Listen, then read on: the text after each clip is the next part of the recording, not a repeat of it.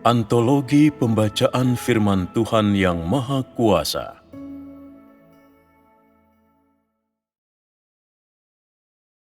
Tuhan itu sendiri, Tuhan yang unik. 10. Tuhan adalah sumber kehidupan bagi segala sesuatu. 4. Bagaimana Tuhan menguasai dan menyelenggarakan dunia roh? 1. Siklus kehidupan dan kematian orang-orang tidak percaya. Bagi setiap roh, reinkarnasi mereka, apa peran mereka dalam kehidupan ini, dalam keluarga mana mereka dilahirkan, dan seperti apa kehidupan mereka, semuanya itu terkait erat dengan kehidupan masa lalu mereka. Segala macam manusia datang ke dunia manusia, dan peran yang mereka mainkan berbeda. Demikian pula tugas yang mereka lakukan. Tugas apakah ini? Beberapa orang datang untuk membayar utang. Jika mereka berutang terlalu banyak uang kepada orang lain di kehidupan sebelumnya, mereka datang untuk membayar kembali utang dalam kehidupan ini. Sementara itu, beberapa orang datang untuk menagih utang. Mereka ditipu dalam terlalu banyak perkara dan sangat banyak uang dalam kehidupan mereka sebelumnya. Jadi setelah mereka tiba di dunia roh akan memberi mereka keadilan dan memperkenankan mereka untuk menagih utang mereka dalam kehidupan ini.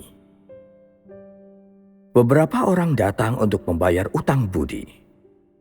Selama kehidupan mereka yang lalu, sebelum mereka meninggal, seseorang telah bersikap baik pada mereka, dan dalam kehidupan ini, mereka diberi kesempatan yang besar untuk bereinkarnasi, sehingga mereka terlahir kembali untuk membayar utang budi ini.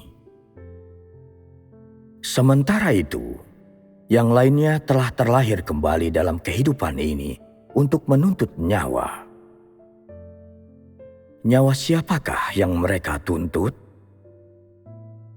Orang yang membunuh mereka di kehidupan sebelumnya. Singkatnya, kehidupan setiap orang saat ini terkait erat dengan kehidupan mereka sebelumnya. Keduanya tersangkut paut dan tidak terpisahkan. Artinya, kehidupan setiap orang saat ini sangat dipengaruhi oleh kehidupan sebelumnya.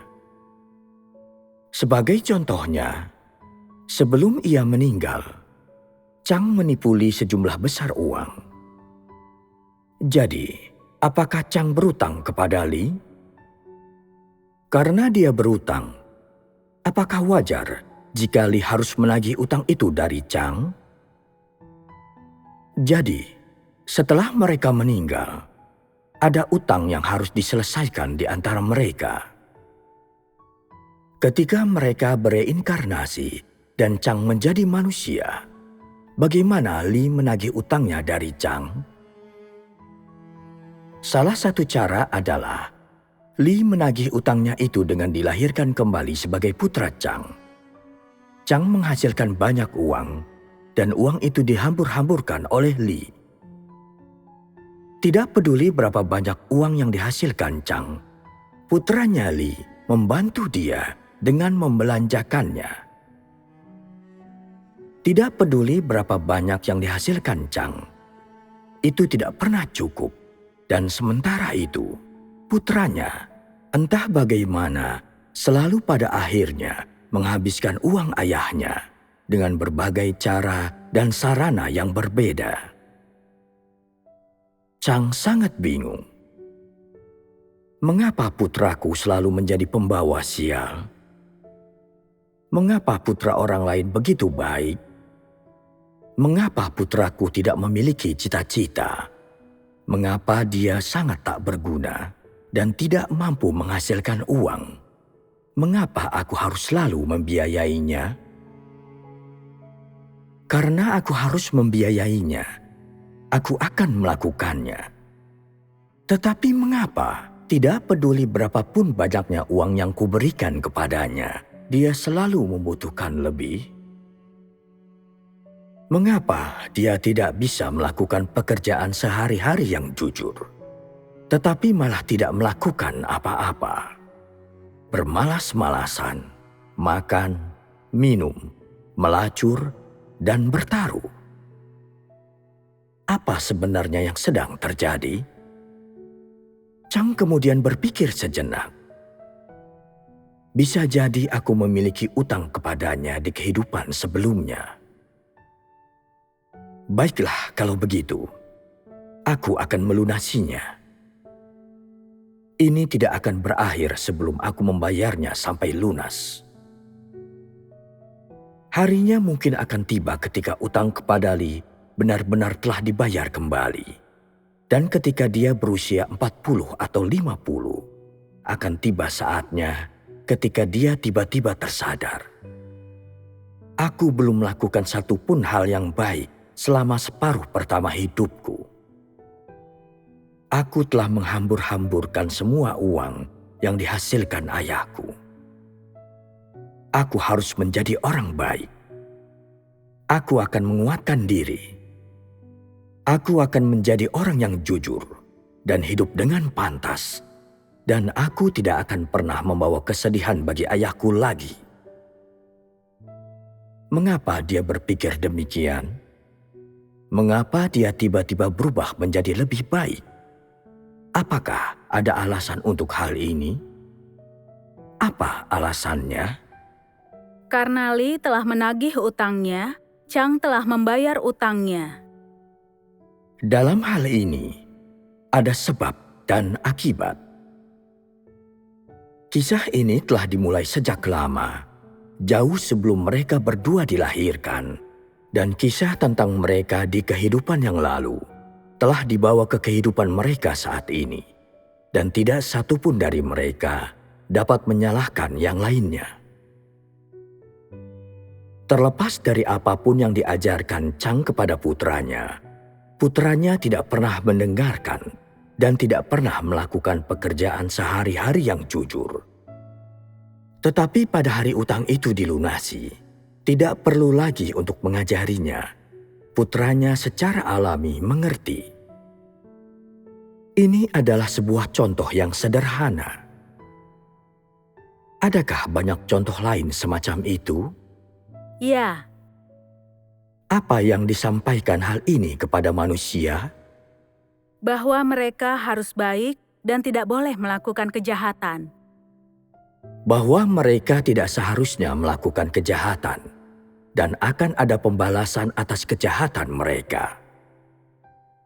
Kebanyakan orang tidak percaya melakukan banyak kejahatan dan kejahatan mereka telah memperoleh pembalasan, kan?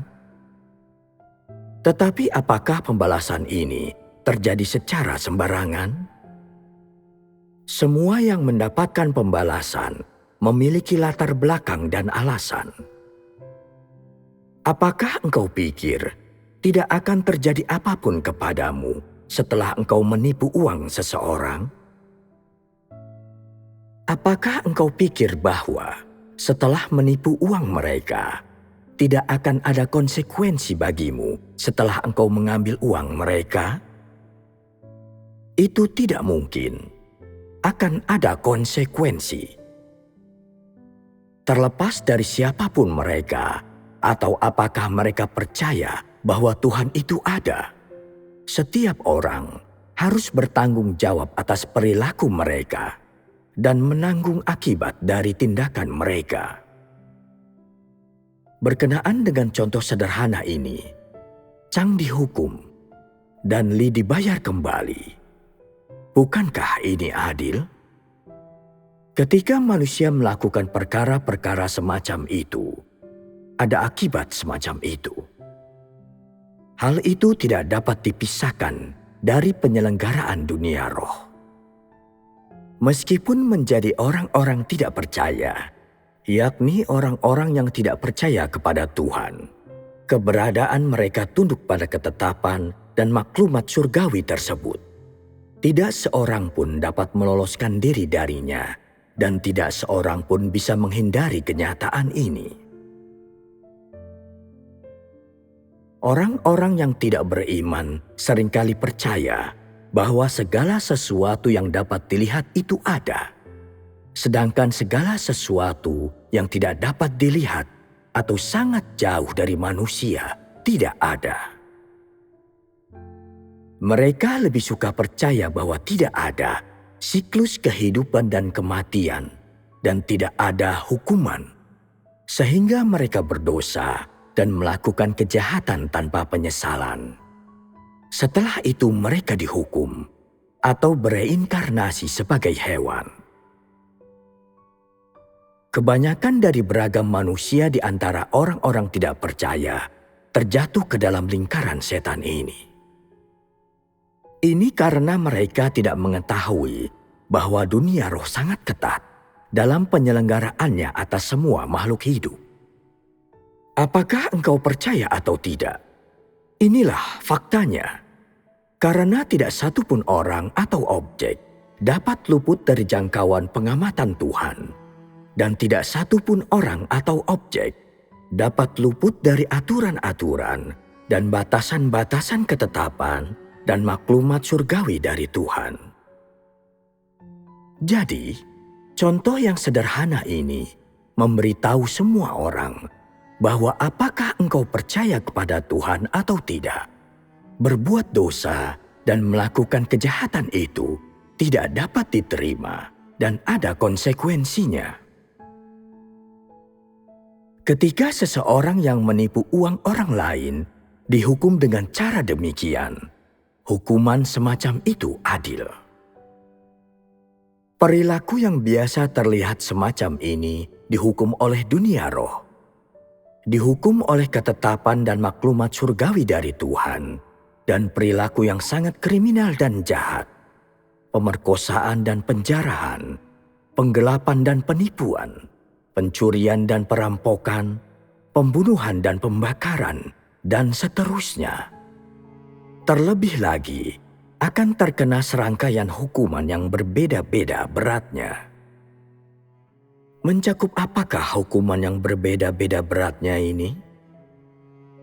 Beberapa di antaranya menggunakan waktu untuk menentukan tingkat keberatannya. Beberapa menggunakan metodologi yang berbeda, dan yang lain melalui kemana manusia pergi ketika mereka bereinkarnasi. Misalnya, beberapa orang bermulut kotor.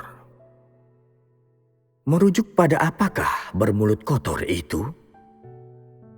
Bermulut kotor berarti sering mengumpat pada orang lain dan menggunakan kata-kata keji, yaitu kata-kata yang mengutuk orang. Apa artinya kata-kata keji? Kata-kata keji menandakan bahwa seseorang memiliki hati yang kotor. Kata-kata keji yang mengutuk orang sering keluar dari mulut orang-orang seperti itu, dan kata-kata keji semacam itu diiringi dengan konsekuensi yang berat. Setelah orang-orang ini meninggal dan menerima hukuman yang sesuai, mereka mungkin terlahir kembali sebagai orang bisu. Beberapa orang penuh perhitungan ketika mereka masih hidup. Mereka sering memanfaatkan orang lain. Maksud jahat mereka terencana dengan sangat baik, dan mereka melakukan banyak hal yang merugikan orang lain. Ketika mereka terlahir kembali, mereka mungkin menjadi orang yang bodoh atau cacat mental. Beberapa orang sering mengintip hal pribadi orang lain. Mata mereka melihat banyak hal yang seharusnya rahasia, dan mereka mengetahui banyak hal yang seharusnya tidak mereka ketahui. Jadi ketika mereka dilahirkan kembali, mereka mungkin menjadi buta. Beberapa orang sangat gesit ketika mereka masih hidup. Mereka sering berkelahi dan melakukan banyak hal yang jahat. Karena itu, ketika mereka terlahir kembali, mereka mungkin cacat, lumpuh atau kehilangan sebuah lengan. Atau mereka mungkin bungkuk, atau berkepala miring. Mereka mungkin berjalan pincang, atau memiliki satu kaki yang lebih pendek dari lainnya, dan seterusnya. Dalam hal ini, mereka bisa terkena hukuman yang berbeda berdasarkan tingkat kejahatan yang mereka lakukan saat masih hidup. Lalu apa pendapatmu semua? Mengapa orang bermata juling? Apakah banyak orang seperti itu? Ada banyak dari mereka di sekitar kita saat ini. Beberapa orang bermata juling karena di kehidupan sebelumnya, mereka terlalu banyak menggunakan mata mereka untuk terlalu banyak hal yang buruk. Sehingga ketika mereka lahir dalam kehidupan sekarang ini, mata mereka juling. Dan dalam kasus-kasus yang parah, mereka bahkan menjadi buta. Inilah pembalasan. Beberapa orang bergaul dengan baik dengan orang lain sebelum mereka meninggal. Mereka melakukan banyak hal baik untuk orang yang mereka cintai, teman-teman, rekan sekerja, atau orang-orang yang berhubungan dengan mereka. Mereka memberi sedekah dan perhatian kepada orang lain, atau membantu mereka dalam hal keuangan. Orang lain sangat memandang tinggi mereka. Dan ketika orang-orang seperti itu kembali ke dunia roh, mereka tidak dihukum. Bagi orang tidak percaya, tidak dihukum dengan cara apapun, berarti mereka adalah orang yang sangat baik. Alih-alih mempercayai keberadaan Tuhan, mereka hanya percaya pada penguasa langit. Mereka hanya percaya bahwa ada roh di atas mereka, menyaksikan segala sesuatu yang mereka lakukan. Hanya itulah yang mereka yakini. Dan hasilnya adalah mereka berperilaku jauh lebih baik. Orang-orang ini baik hati dan dermawan. Dan ketika mereka akhirnya kembali ke dunia roh akan memperlakukan mereka dengan sangat baik dan mereka akan segera bereinkarnasi. Ketika mereka terlahir kembali, keluarga seperti apakah yang akan mereka datangi? Meskipun keluarga ini tidak kaya, keluarga ini damai. Akan ada keharmonisan di antara anggotanya. Mereka akan melewati hari-hari yang tenang dan bahagia. Semua orang akan bersukaria dan mereka akan memiliki kehidupan yang baik. Ketika orang itu mencapai masa dewasa, mereka akan memiliki keluarga yang besar. Anak-anak mereka akan berbakat dan menikmati kesuksesan. Dan keluarga mereka akan menikmati nasib baik. Hasil semacam ini sangat terkait dengan kehidupan seseorang sebelumnya. Artinya, kemana seseorang pergi setelah mereka meninggal dan bereinkarnasi? Apakah mereka laki-laki atau perempuan? Apa misi mereka? Apa yang akan mereka jalani dalam kehidupan? Rintangan-rintangan, berkat-berkat apa yang mereka nikmati? Siapa yang akan mereka temui? Apa yang akan terjadi pada mereka? Tidak seorang pun dapat menduga hal ini, menghindarinya, ataupun bersembunyi darinya. Artinya, setelah kehidupanmu ditetapkan, apapun yang terjadi padamu, bagaimanapun engkau mencoba dan menghindarinya, dengan cara apapun engkau mencoba dan menghindarinya, engkau tidak memiliki cara untuk melanggar jalan hidup yang Tuhan tetapkan bagimu di dunia roh.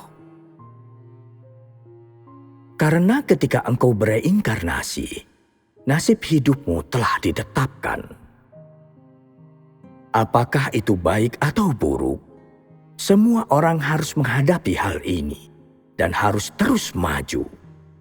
Ini adalah persoalan yang tidak dapat dihindari oleh siapapun yang hidup di dunia ini dan tidak ada persoalan yang lebih nyata. Baiklah, engkau telah memahami semua ini, bukan? Setelah memahami hal ini, apakah engkau semua melihat bahwa Tuhan memiliki pemeriksaan dan penyelenggaraan yang sangat teliti dan ketat terhadap siklus kehidupan dan kematian orang-orang tidak percaya? Pertama, Tuhan telah menetapkan berbagai maklumat, ketetapan, dan sistem surgawi di alam roh. Dan setelah dinyatakannya maklumat, ketetapan, dan sistem surgawi ini, semua hal itu dilaksanakan dengan ketat, sebagaimana ditetapkan oleh Tuhan, oleh makhluk-makhluk dengan berbagai jabatan resmi di dunia roh, dan tidak seorang pun berani melanggarnya. Karena itu, dalam siklus kehidupan dan kematian umat manusia di dunia manusia, apakah seseorang bereinkarnasi sebagai hewan atau manusia, ada hukum untuk keduanya. Karena hukum-hukum ini berasal dari Tuhan, tidak seorang pun berani melanggarnya. Demikian pula tidak seorang pun bisa melanggarnya. Hanya karena kedaulatan Tuhan, dan karena ada hukum-hukum semacam itulah, dunia materi yang dilihat orang teratur dan tertib, hanya karena kedaulatan Tuhan semacam itulah, umat manusia dapat hidup berdampingan secara damai dengan dunia lain yang sama sekali tidak terlihat oleh umat manusia dan mampu hidup secara harmonis dengannya. Semua itu tidak dapat dipisahkan dari kedaulatan Tuhan. Setelah kehidupan jasmani seseorang berakhir, rohnya masih memiliki kehidupan. Lalu apa yang akan terjadi jika roh itu tanpa penyelenggaraan Tuhan? Roh itu akan berkeliaran di mana-mana, menimbulkan gangguan di mana-mana, bahkan akan membahayakan makhluk hidup di dunia manusia. Bahaya tersebut tidak hanya terhadap umat manusia, melainkan juga bisa terhadap tumbuhan dan hewan. Namun yang pertama kali dibahayakan adalah manusia. Seandainya hal ini terjadi, jika roh semacam itu tanpa penyelenggaraan dan benar-benar membahayakan manusia, dan benar-benar melakukan hal-hal yang jahat, maka roh ini akan ditangani dengan tepat di dunia roh. Jika masalahnya serius, roh tersebut akan lenyap dengan segera. Ia akan dihancurkan. Jika memungkinkan, roh itu akan ditampung di suatu tempat dan kemudian bereinkarnasi. Artinya, penyelenggaraan berbagai roh di dunia roh diatur dan dilaksanakan menurut langkah-langkah dan aturan-aturan. Hanya oleh penyelenggaraan seperti itulah, dunia materi manusia tidak jatuh ke dalam kekacauan. Umat manusia di dunia materi memiliki mentalitas yang normal, rasionalitas yang normal, dan kehidupan jasmani yang teratur. Baru setelah manusia memiliki kehidupan yang normal semacam itu, mereka yang hidup secara jasmani dapat terus berkembang dan bereproduksi dari generasi ke generasi. Bagaimana pendapatmu tentang firman yang baru saja engkau dengar? Apakah firman itu baru bagimu? Apa yang engkau semua rasakan setelah aku menyampaikan firman ini hari ini? Terlepas dari kenyataan bahwa itu hal yang baru, apakah engkau merasakan hal lain? Manusia harus berkelakuan baik, dan saya melihat Tuhan itu agung dan menakutkan. Setelah mendengar pembicaraan Tuhan tentang bagaimana Tuhan mengatur akhir kehidupan dari beragam tipe manusia, di satu pihak saya merasa bahwa watak Tuhan tidak memperkenankan pelanggaran apapun, dan bahwa saya harus menghormati Dia. Di lain pihak, saya menyadari orang macam apa yang disukai Tuhan, dan orang macam apa yang tidak disukainya. Jadi saya ingin menjadi salah satu dari mereka yang disukai Tuhan. Apakah engkau semua melihat bahwa Tuhan memiliki prinsip dalam tindakannya di bidang ini? Prinsip-prinsip apa yang digunakannya dalam bertindak? Dia mengatur akhir hidup manusia sesuai dengan semua yang mereka lakukan. Ini adalah tentang berbagai akhir hidup dari orang-orang tidak percaya yang baru saja kita bicarakan. Dalam hal orang-orang yang tidak percaya, apakah prinsip di balik tindakan-tindakan Tuhan adalah memberi pahala kepada yang baik dan menghukum yang jahat? Apakah ada pengecualian? Tidak. Apakah engkau semua melihat bahwa tindakan Tuhan memiliki prinsip? Orang-orang tidak percaya sesungguhnya tidak percaya kepada Tuhan. Mereka tidak menaati pengaturan Tuhan, dan mereka tidak menyadari kedaulatan Tuhan, apalagi mengakui Tuhan. Lebih parah lagi, mereka menghina Tuhan dan mengutuknya, serta memusuhi orang-orang yang percaya kepada Tuhan. Meskipun orang-orang ini memiliki sikap demikian terhadap Tuhan, penyelenggaraan Tuhan atas mereka tetap tidak menyimpang dari prinsip-prinsipnya. Dia melakukan penyelenggaraan terhadap mereka dengan cara yang teratur, sesuai dengan prinsip-prinsip dan wataknya. Bagaimana Tuhan memandang permusuhan mereka? Sebagai kebodohan. Demikianlah Dia telah menyebabkan orang-orang ini, yakni sebagian besar orang tidak percaya, bereinkarnasi sebagai hewan. Jadi apakah orang-orang tidak percaya itu di mata Tuhan? Mereka adalah ternak. Tuhan mengatur ternak. Dia mengatur umat manusia, dan Dia memiliki prinsip-prinsip yang sama untuk orang semacam ini. Bahkan dalam penyelenggaraan Tuhan atas orang-orang ini dan tindakannya terhadap mereka, masih dapat terlihat watak Tuhan dan hukum-hukum yang mengatur kekuasaannya atas segala sesuatu. Jadi, apakah engkau semua melihat kedaulatan Tuhan dan prinsip-prinsip yang digunakannya untuk mengatur orang-orang tidak percaya yang baru saja kubicarakan? Apakah engkau melihat watak Tuhan yang benar? Kami melihatnya. Artinya, tidak peduli yang mana dari segala hal yang ditanganinya, Tuhan bertindak sesuai dengan prinsip dan wataknya sendiri. Inilah substansi Tuhan. Dia tidak akan secara sembarangan melanggar ketetapan atau maklumat surgawi yang diaturnya, karena Dia menganggap orang seperti ini sebagai ternak.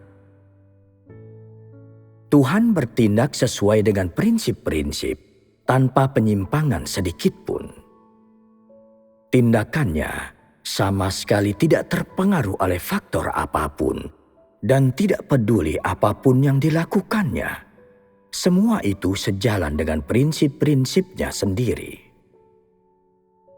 Ini karena Tuhan memiliki substansi Tuhan sendiri, yang merupakan aspek dari substansinya yang tidak dimiliki oleh makhluk ciptaan apapun.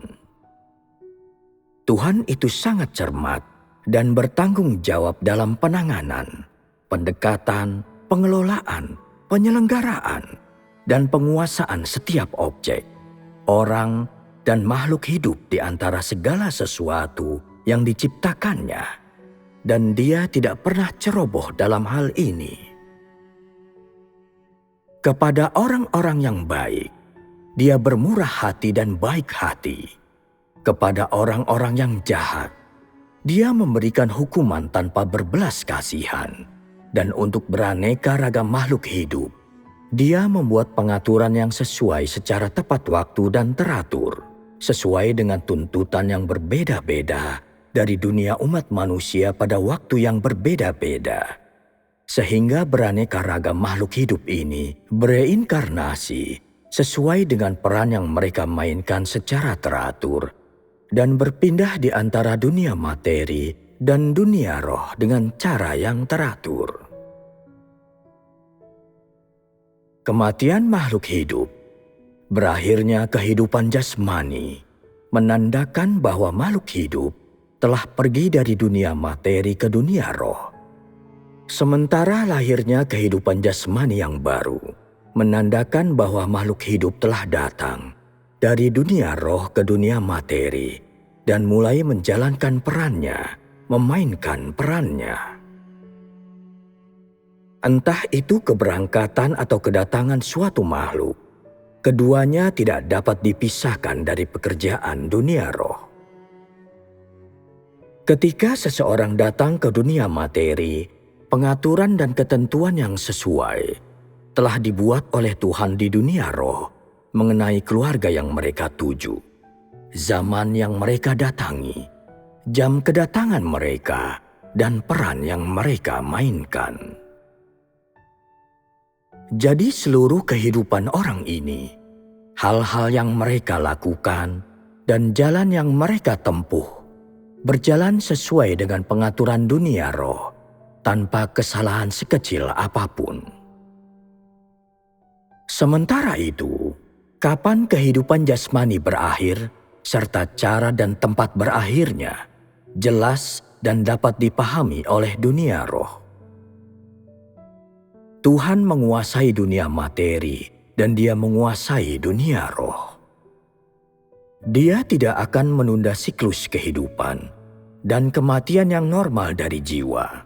Demikian pula, Dia tidak mungkin melakukan kesalahan dalam pengaturan siklus kehidupan dan kematian jiwa. Setiap petugas pengadilan yang memegang jabatan resmi di dunia roh melaksanakan tugas-tugas mereka dan melakukan apa yang seharusnya mereka lakukan sesuai dengan instruksi dan aturan-aturan Tuhan. Karena itu, di dunia umat manusia, setiap peristiwa lahiriah yang dilihat oleh manusia itu teratur dan tidak mengandung kekacauan. Semua ini karena pengaturan Tuhan yang tertib atas segala sesuatu, juga karena otoritas Tuhan berkuasa atas segalanya, dan segala sesuatu yang Dia kuasai mencakup dunia materi tempat manusia tinggal, dan terlebih lagi, dunia roh yang tak terlihat dan tersembunyi bagi umat manusia. Jadi, jika manusia ingin memiliki kehidupan yang baik dan ingin hidup di lingkungan yang baik, selain diperlengkapi dengan seluruh dunia materi yang terlihat, manusia juga harus diperlengkapi dengan dunia roh yang tidak dapat dilihat siapapun, yang mengatur setiap makhluk hidup atas nama umat manusia, serta memiliki keteraturan.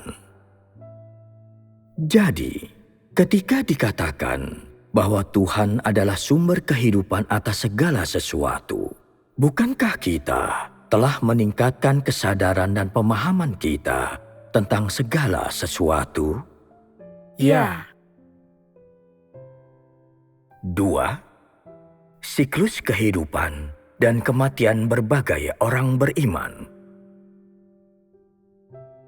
Kita baru saja membahas siklus kehidupan dan kematian dari kategori pertama, orang-orang tidak percaya. Sekarang, mari kita bahas siklus dari kategori kedua, berbagai macam orang beriman. Siklus kehidupan dan kematian berbagai macam orang beriman juga merupakan topik yang sangat penting dan sangat bijaksana bila engkau semua memiliki sedikit pemahaman tentang hal itu. Pertama, mari kita bicarakan tentang merujuk pada kepercayaan manakah kata iman dalam orang-orang beriman.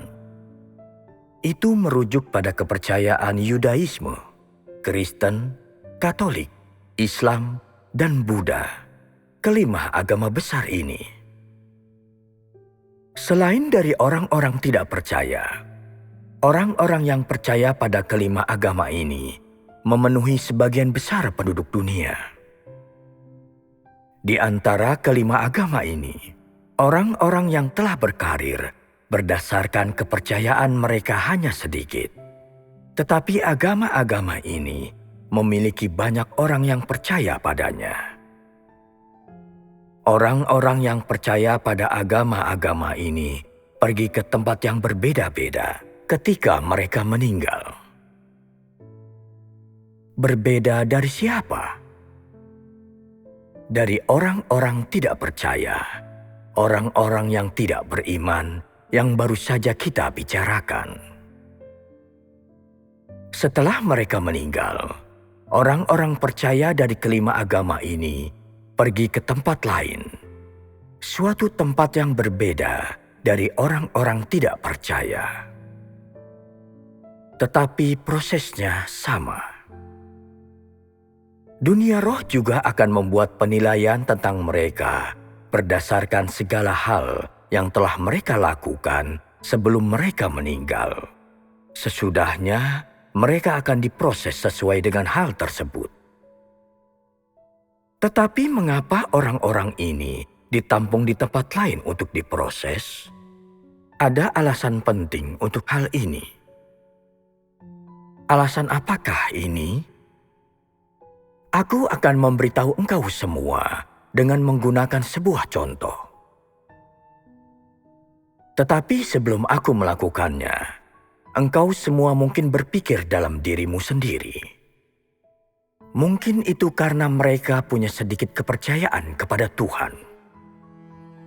Mereka bukan sepenuhnya orang-orang tidak percaya. Bukan ini alasannya. Ada alasan yang sangat penting mengapa mereka ditampung di tempat lain. Ambillah contoh agama Buddha. Aku akan memberitahu engkau semua sebuah fakta. Seorang Buddhis adalah, pertama-tama, seseorang yang telah menganut agama Buddha, dan mereka adalah orang yang mengetahui kepercayaan mereka.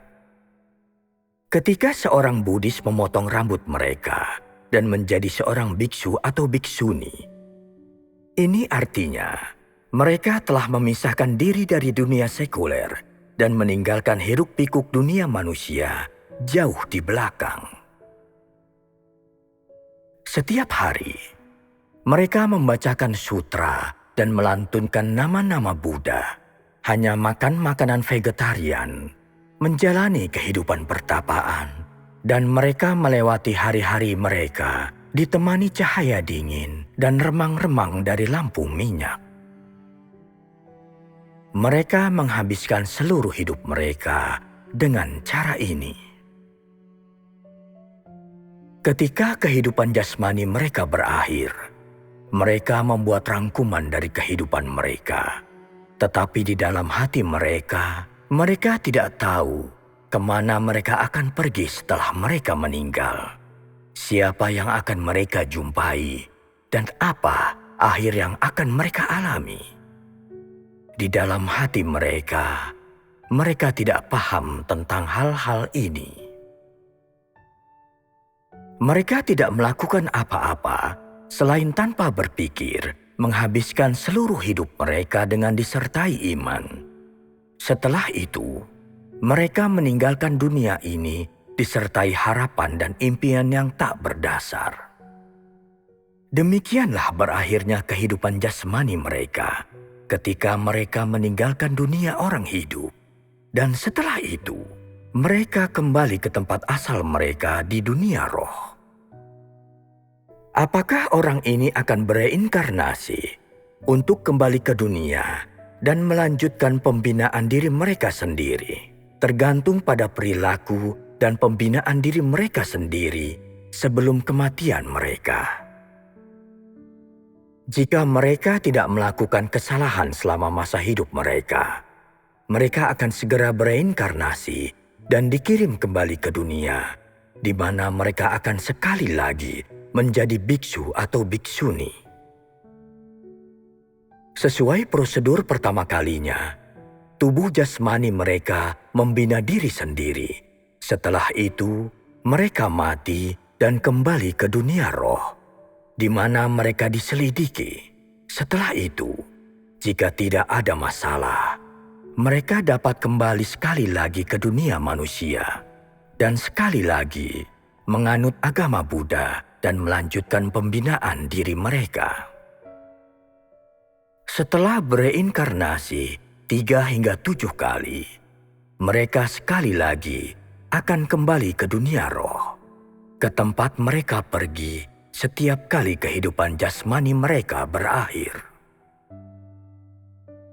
Jika berbagai kualifikasi dan perilaku mereka di dunia manusia sesuai dengan maklumat surgawi dari dunia roh, maka mulai saat ini dan seterusnya, mereka akan tetap tinggal di sana. Mereka tidak akan lagi bereinkarnasi sebagai manusia.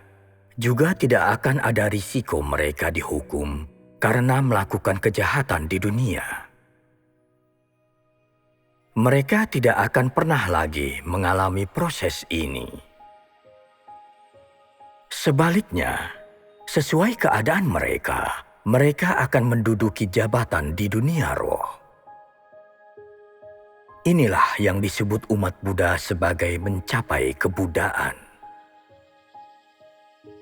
Pencapaian kebudaan terutama berarti mencapai hasil dengan menjadi pejabat dunia roh dan setelah itu tidak lagi bereinkarnasi atau berisiko dihukum. Lebih dari itu, hal tersebut berarti tidak lagi menanggung situasi yang buruk sebagai manusia setelah bereinkarnasi. Jadi apakah masih ada kemungkinan mereka bereinkarnasi sebagai hewan? Tidak. Ini berarti bahwa mereka tetap mengambil peran di dunia roh dan tidak akan bereinkarnasi lagi. Ini adalah salah satu contoh mencapai hasil kebudaan dalam agama Buddha. Sedangkan bagi mereka yang tidak mencapai hasil, setelah mereka kembali ke dunia roh, mereka menjadi sasaran pemeriksaan dan verifikasi pejabat terkait yang mendapati bahwa saat masih hidup, mereka tidak dengan rajin membina diri atau bersungguh-sungguh dalam membacakan sutra dan melantunkan nama-nama Buddha seperti yang ditentukan oleh agama Buddha, dan sebaliknya, mereka berbuat banyak kejahatan dan terlibat dalam banyak perilaku yang jahat. Kemudian, di dunia roh, dibuat suatu keputusan tentang kejahatan mereka, dan sesudah itu mereka pasti akan dihukum. Dalam hal ini, tidak ada pengecualian. Jika demikian, kapankah orang seperti ini akan memperoleh hasil? Pada suatu kehidupan ketika mereka tidak melakukan kejahatan, ketika setelah kembali ke dunia roh, terlihat bahwa mereka tidak melakukan kesalahan apapun sebelum mereka meninggal. Mereka kemudian terus bereinkarnasi, terus membacakan sutra dan melantunkan nama-nama Buddha, melewati hari-hari mereka dengan cahaya dingin dan remang-remang dari lampu minyak. Mereka tidak membunuh makhluk hidup apapun, tidak makan daging, dan tidak mengambil bagian dalam dunia manusia, meninggalkan segala persoalannya jauh di belakang, dan tidak memiliki perselisihan dengan orang lain. Selama proses ini, mereka tidak melakukan kejahatan. Setelah itu mereka kembali ke dunia roh, dan setelah semua tindakan dan perilaku mereka diselidiki, mereka sekali lagi dikirim ke dunia manusia dalam siklus yang berlangsung selama 3-7 kali. Jika tidak ada pelanggaran selama masa ini, maka pencapaian kebudaan mereka akan tetap tidak terpengaruh dan tidak akan tertunda. Inilah ciri dari siklus kehidupan dan kematian semua orang beriman. Mereka mampu mencapai hasil dan menduduki jabatan di dunia roh. Inilah yang membedakan mereka dengan orang-orang tidak percaya.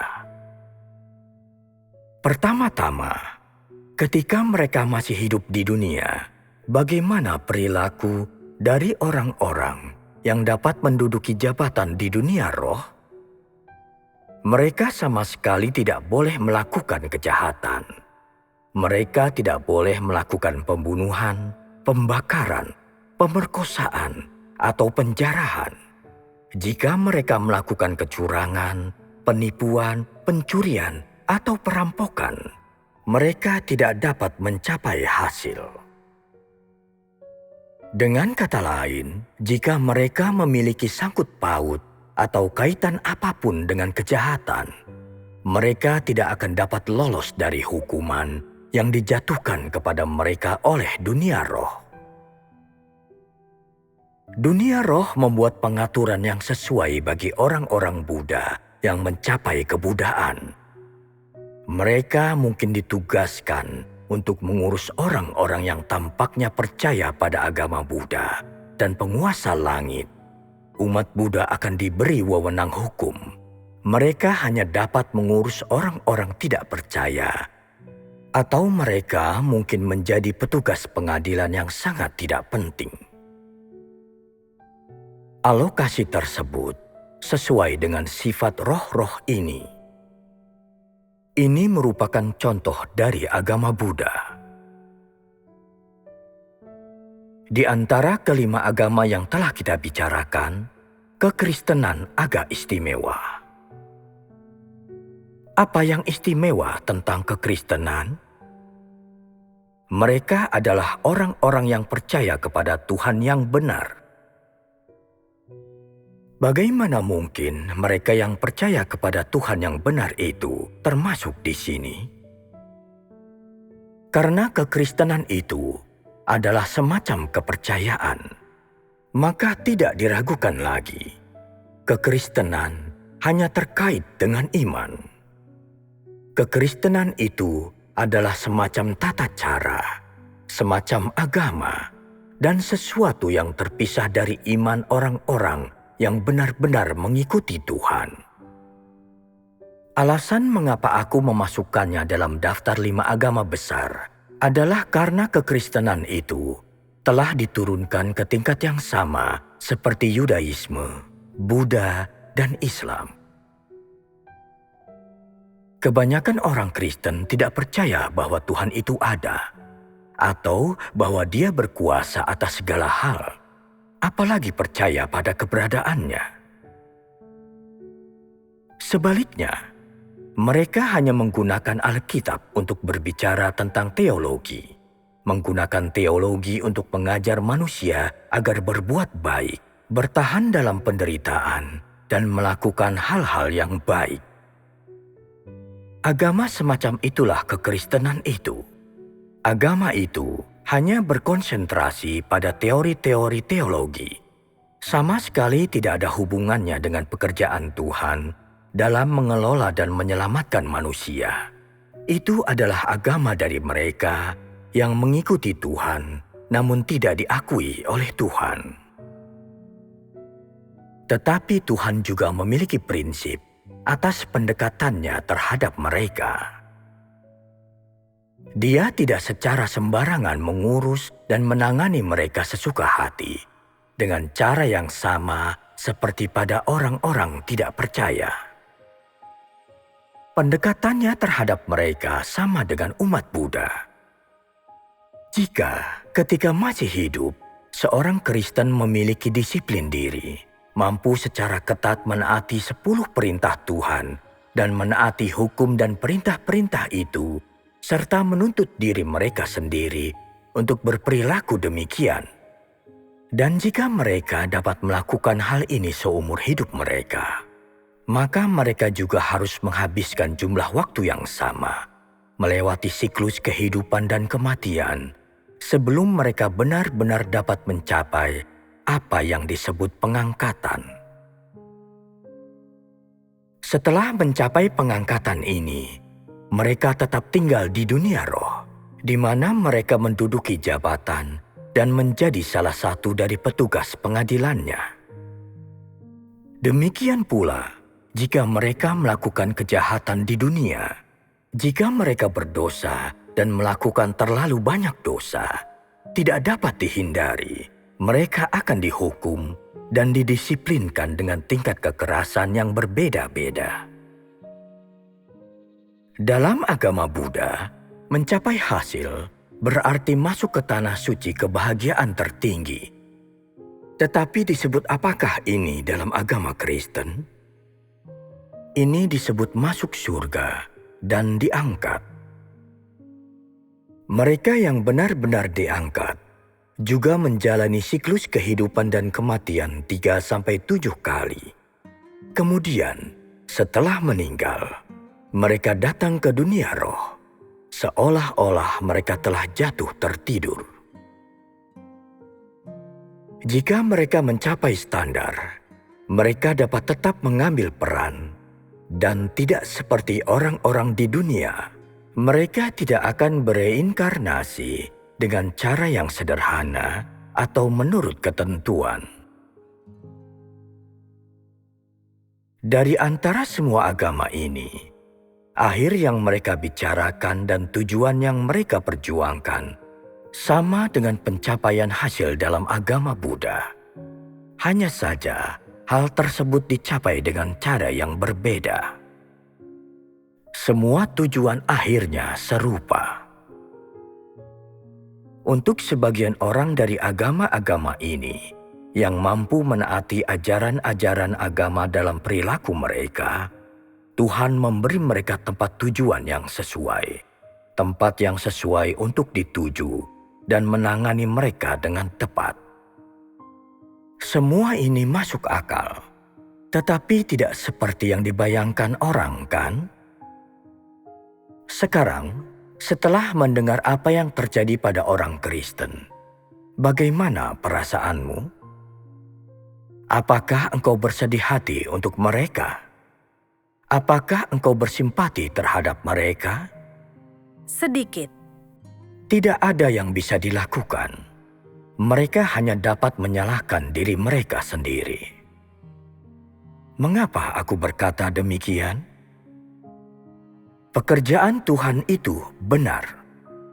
Tuhan itu hidup dan nyata, dan pekerjaannya ditujukan pada seluruh umat manusia dan setiap orang. Jadi mengapa orang Kristen tidak menerima hal ini? Mengapa mereka menentang dan menganiaya Tuhan secara gila-gilaan? Mereka bahkan sudah beruntung memiliki akhir seperti ini. Jadi mengapa engkau semua merasa kasihan kepada mereka?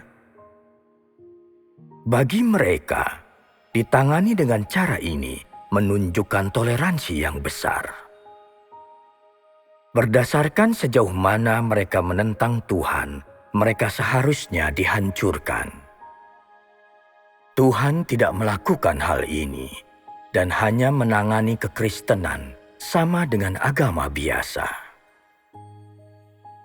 Jadi perlukah untuk membicarakan secara terperinci tentang agama-agama yang lain itu?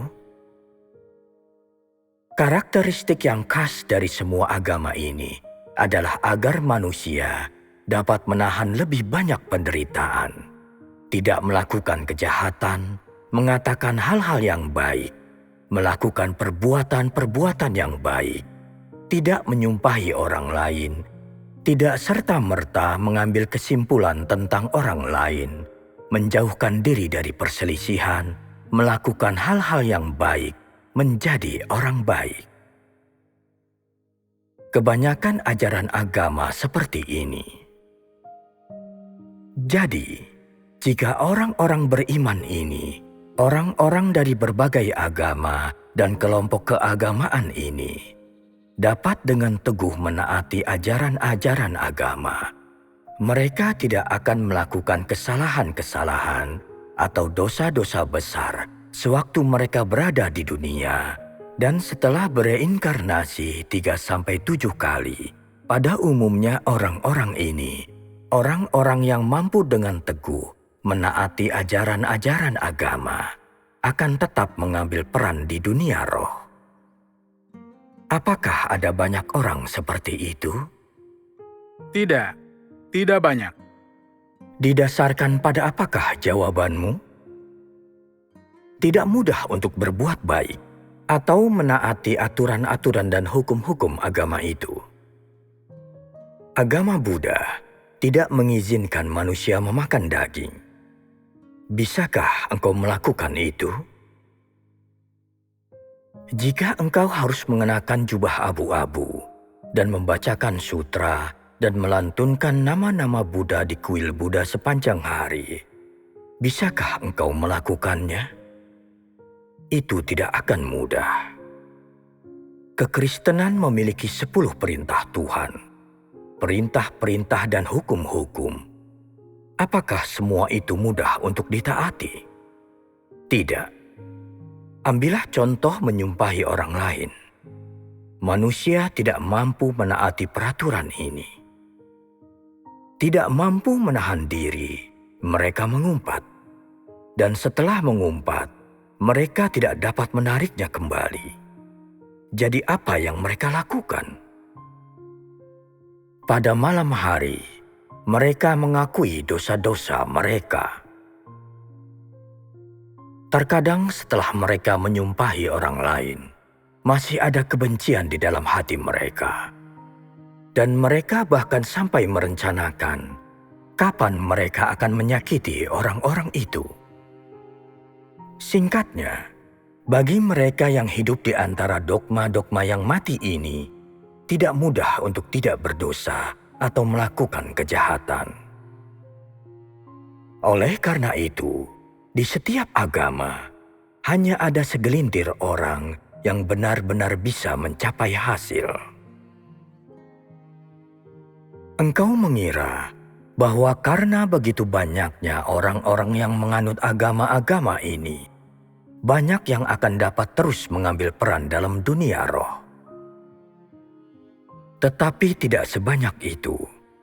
Hanya sedikit yang bisa mencapainya.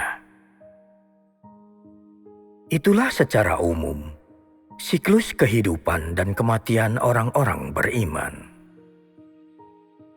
Yang membedakan mereka adalah bahwa mereka dapat mencapai hasil.